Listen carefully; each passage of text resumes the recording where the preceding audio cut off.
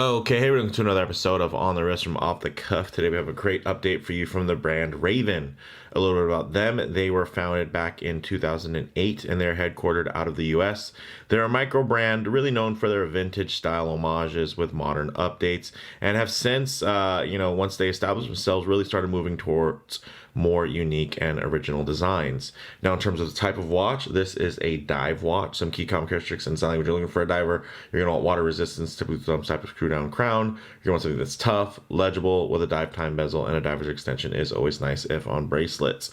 This is their Raven Vintage, or it's actually kind of a sub piece of the Trekker line, which is a little bit more of a modern and original update. But this is actually a throwback because this year in 2022 marks 10 years since the original Raven Vintage 40 was developed. So to mark that anniversary, the Vintage is back. So this really, for me, brings back a lot of nostalgia because there was definitely a time when the market was not completely saturated with big crown homages, and Raven was one of the few brands that could really get you a reliable and useful watch. I mean, there used to be a lot of watches you could buy that looked like a diver, that had that look, but had no water resistance, no water, even a water rating on there. It was just something to be printed on the dial. So back when this market was very fresh, it was nice to see Raven really leading the way. And now, 10 years later, it's very cool to see them revisit something that made them very popular, as well as, they really built their brand on being able to provide something so specific. And now even having all of the specs really just turned up to the next level. So with all that said, let's go ahead, zoom the camera out, get this piece in hand, and take a closer look. Okay, guys, so a real beauty here. My goodness, this might be also the most handsome iteration of this particular watch from Raven, and it's definitely the most well-spec'd and the finest finished because they've just been always pushing the envelope in terms of how much better they can make their bracelets, how much better they can make their cases, their crowns. They really do pay attention to all of those little details that us watch geeks really get excited about. So in terms of the dimensions, you're getting 39 millimeter diameter, a 13.4 millimeter height, and then a 48.2 millimeter lug to lug in stainless steel, which is mostly brushed with these. It's actually this really cool and different high polished undercut here, which is very, let me give it a quick little wipe here. Very cool, and I think that's really where you see kind of the modern, infused Raven Trekker shining through, because this is the same case that they use, of course, but just with the more vintageized aesthetic. So if you're looking for something that has these qualities in terms of silhouette, but maybe are wanting something a little bit more original and modern, definitely take a look at their Trekker line as well, because it's going to share pretty much the same hardware, just with a different dial. You can get applied indices and a bunch of other different goodies. So take a look there. But in terms of this particular segment, man, there's something about the black, the gilt. I mean, Raven was doing this stuff before Tudor brought it back, before modern Tudor made this mainstream again. They were way ahead of the curve, right out there with, let me give it a quick little wipe here on the crystal, with the likes of Bill Yao and Mark II, really tapping into this market, before it was mainstream. So that is a lot of fun, and I know it's not dating back to the 60s or something like that, but even in today's market, it's nice to find a little bit of nostalgia where you can, just because of how much the watch market, specifically, mechanical watches, have exploded. And then you start thinking about even down into independents and micro brands. So the crystal is a beautiful box dome sapphire with inner AR coating. You can see it does a great job of negotiating those reflections. Of course, it can be very reflective inside of the studio if you're getting it directly on the light. But you can see here the little faint kind of blue shade, and that is riding underneath these crystal, which does help this render very clear. And you can see very nice. And gosh, when you get into the details of this dial. It is really, really nice. And I'll say, when it is on your wrist and you're outdoors, it's really a lot easier to get into those details here. Pretty much if I give you a little bit too much on this side or that side, it's going to get those reflections, which will kind of wash it out. But I do want you to see some of the finer details, across this dial, because it is very nuanced. It's not something that's really loud. It's not super glossy. It's actually has this matted, very faint kind of sun ray pattern, which I think looks really, really great. And you'll probably be able to see it more pronounced once we get into the low light transitions. But back to the specs here: unidirectional rotating bezel, 120 clicks, very audible, very nice tactile engagement. You feel every click. So, and you can see it lines up really well. Very nice. And then the only thing that is going to be, because this is not a matte ceramic bezel, because it's glossy, it's going to have little smudges from my fingers. So I'm going to give that a quick wipe again. Haven't worn the gloves on the channel in a while, just because I find they can be a bit distracting at times. Part of that trade-off is that you can see my fingerprints on shiny and glossy parts. But I will say that glossy bezel insert does look really, really great and right at home with this color theme. And that's also something that you really wouldn't get from, let's say the Black Bay 58 counterpart, which is going to be using a coated aluminum insert. So nice to have those little niceties there that do kind of add up to add value. The crown is signed, and it is a screw down crown. It's a nice size. It works really well in terms of the actuation and just the tactile engagement. Again, basically the same type of coin pattern is carried out, so that edge is going to still have really great grip, and you can get purchased because it's a nice sized, I want to say it's probably just under an 8mm crown.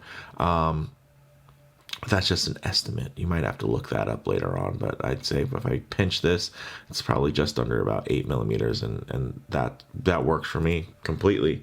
Now, getting into the movements, tried and true 9015 from Miyota, solid case back, nicely etched there. You can see quite a bit of data, but it is well laid out and extremely legible. You can see the year. You can see that this is number 136 out of a run of 300.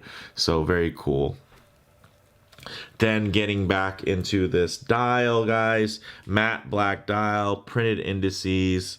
The date at the 3 o'clock. It has the white numerals over the black disc, which is very desirable.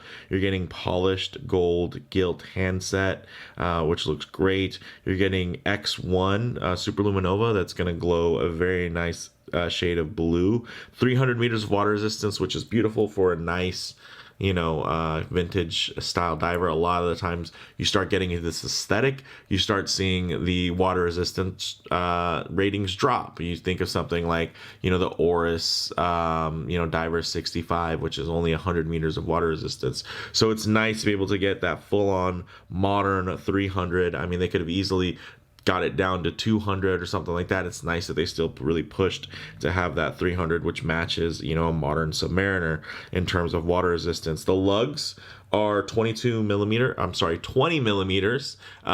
which is perfect. And they're also drilled, and you even do get quick release end links there. So you can pop these off very easily. This thing's going to look gorgeous on a NATO strap, on leathers, tropics, you name it. This is going to look really fantastic. It's a very timeless silhouette, and it just flows really well. So this is going to really be able to hit all those things. But when you look at the bracelet itself, it's very nice. You get the female end link, so it just drops off. You're getting 3-link construction, not any faux 3 linkage there. You can see it is 3 separate pieces of metal to create the single 3-link style there, which is nice. You're even going to get some half links, which these ones those ones are even fully articulated as well. So that is a full 3-link, even on which I will tell you, not all brands do this. Even quite expensive brands, a lot of times when it comes to those half links,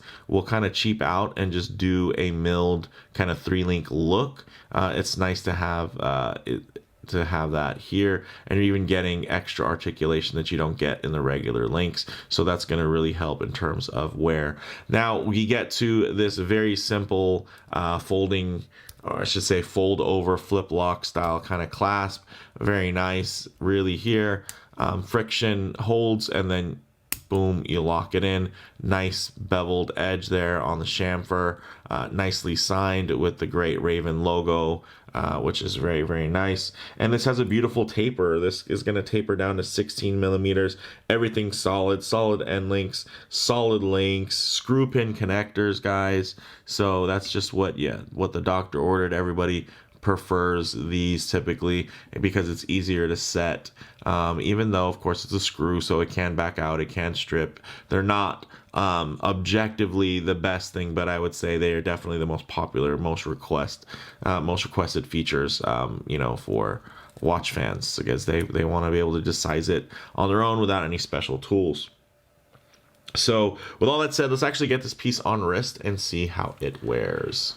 All right, guys, as you can see on my 7.5-inch wrist, this thing looks really, really great. Of course, if I was to get it a little bit too close to the camera, it's going to have some lens distortion. It's going to appear a little bit oversized, kind of like you'll see in kind of those wristwatch shots if you were to go like on Instagram or something. So what I like to do is actually bring it down. Actually, let me give it a quick wipe. I think I noticed a little speck on the crystal.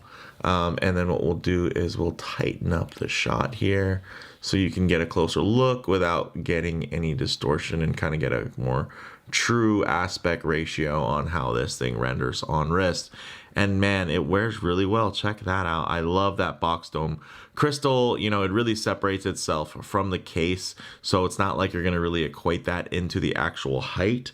And I think this thing's around 11 millimeters without the crystal, so it's going to wear quite thin, quite well. And then of course that nice undercut with the beveled edge really does help in terms of course, mobility and range of motion and within ergonomics while you wear it, but also visually it's cutting weight, because now really all you're seeing is the brushed plane there. And then while that high polished section, it does have a nice taper in, and it's going to be reflecting off of your skin. So now it kind of compartmentalizes some of that. So you're not just getting a big slab side like you would see on a Tudor, which can be a bit of a drawback in terms of, some of their design language and their design DNA, is that they don't really, do much in the way of working on ergonomics. So this looks really, really fantastic. I dig the proportions on the links and everything. It just really captures that aesthetic, the vintage stylings. But the nice thing is you're really getting, again, modern build, modern qualities in terms of, just that extra little bit in terms of case contouring, the finer tactile engagement of this really nice coin edge here that follows from the bezel into the crown. And then, of course, you're getting a nice glossy ceramic bezel insert, which is great. And it's not the end all be all by any means, but it's definitely something that, again, it just adds value when you're figuring out your little spec sheet dream list. A lot of times you're going to be thinking ceramic bezel insert, because I don't have to worry about it getting scratched, and that's definitely very fair. And the nice thing is this is a fully loomed one, so it's even giving you a couple of extra benefits and features there. So with that said, let's go ahead and get this piece off the wrist, set up for some loom shots, low light transition, and closing thoughts. Okay, let's go ahead and hit the lights here. Yes, as you can see, this is where it gets very, very modern, and I'm glad they didn't kind of muck it up with any type of faux Tina. I like that it feels like something with an old school aesthetic, but very, again, still feels modern, still feels fresh. Doesn't feel like somebody else wore it and wore it out. It's going to let you wear it and really add kind of its additional character in terms of any wear marks that it does pick up. But one thing I really like to work in, of course, is some low light transition, because you're not always going to be out in the middle of a field enjoying direct sunlight. A lot of times you're going to find yourself, coming in and out of a building, walking underneath an overhang, maybe sitting underneath the shade of a tree, or just spending time in your favorite automobile. So it is nice to see what these colors, finishes, and textures render like in less than optimal lighting, to even include some harsh lighting like you're going to see here, which typically might expose any type of production defects. But you're going to see the light just beautifully glide very uniformly over that factory brushing. And the only thing you might catch are, of course, again, some smudges on that glossy bezel insert. Would be cool to have a matte bezel insert, even because I have seen some really cool integrations for matted ceramic bezel inserts, to even include maybe even a brush. That would be very, very cool, but of course would increase production cost.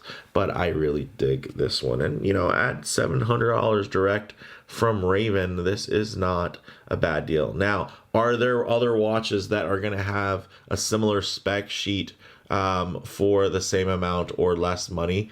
Absolutely, guys. But you don't buy spec sheets, right? You buy the watch that you actually want.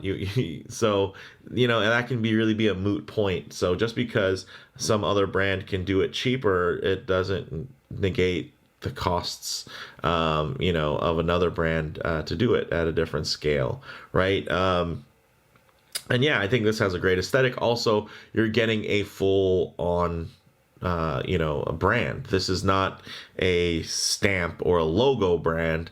This is a real brand. There's a guy who runs it. His name is Steve. He's awesome.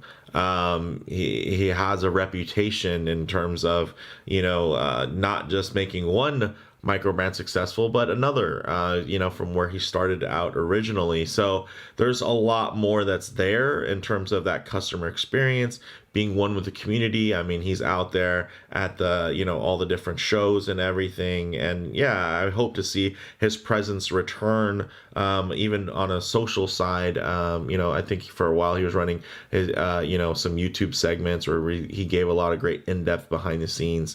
So again, this is more of a, end to end. This is a brand. This is not just a product being sold to you by a shop or a store or an email address, from some unknown place. There's actually an enthusiast behind it, and it shines through into the product. So closing thoughts here, guys. On the wrist, very classic proportions.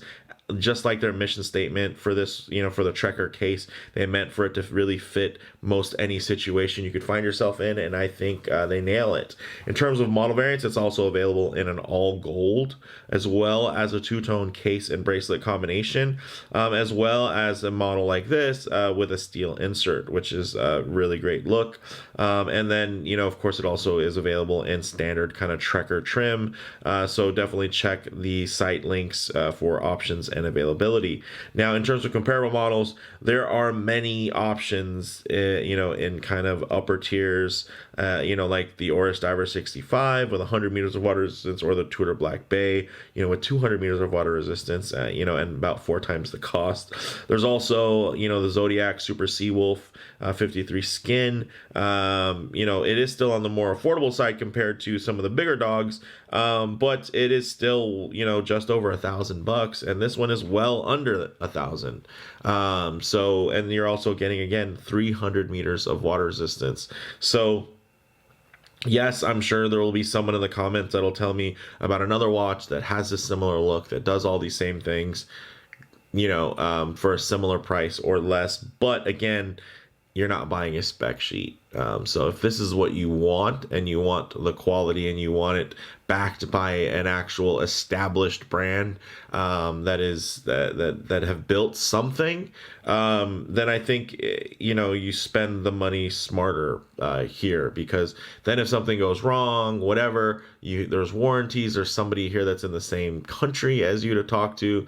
So there's just, a lot more there. And also, these are going to be, technically probably more collectible. I mean, I still have my original Raven Trekker 40, and then I do have one of their updated models with the 39 millimeter case, and those things are awesome, and they're not going to be leaving my collection anytime soon. So I guess when we get down to kind of the differentiation, the closest competition for this watch would be, from another micro brand. And I think within that space, Raven is definitely a leader in terms of customer service and support. So, full stop, they kind of do it all. So bottom line, Raven, they were making some of the best Big Crown homages before a lot of mainstream brands were. It was either pay and kind of get on a waiting list for one of Bill's Mark IIs, or pick up a Raven Vintage as really a standout in terms of quality and value. So it's really great to see another incarnation of this model, now fully loaded with all of the modern goodies. So with that said, let me know what you guys think in the comments below. If you like the video, please give it a like. And if you haven't already, please subscribe for more content just like this. Thanks, guys.